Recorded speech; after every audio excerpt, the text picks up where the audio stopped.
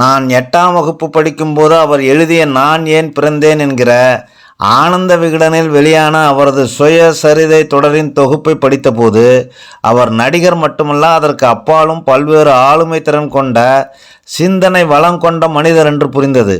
அதிலிருந்து இன்று வரையிலும் அவர் மீதான கவனம் ஈர்ப்பு மிகுந்ததாகவே உள்ளது.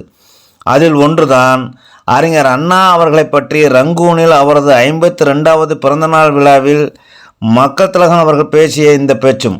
அண்ணா அவர்களை பற்றி சுருக்கமான, தெளிவான, துல்லியமான சித்திரம் அல்லவா அது. இதோ அந்த பேச்சு.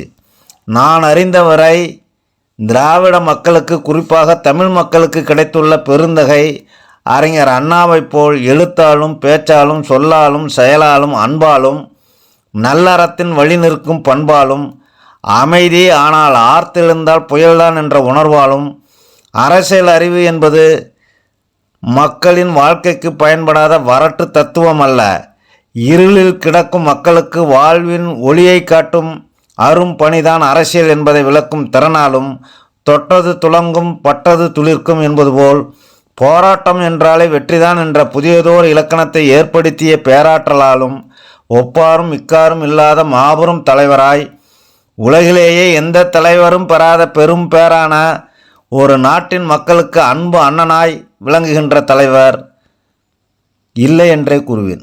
இந்த பதிவு பிடித்திருந்தால் லைக் செய்யுங்கள், ஷேர் செய்யுங்கள், கமெண்ட் செய்யுங்கள், சப்ஸ்கிரைப் செய்யுங்கள். மீண்டும் ஒரு நல்லதொரு பதிவு சந்திப்போம். நன்றி.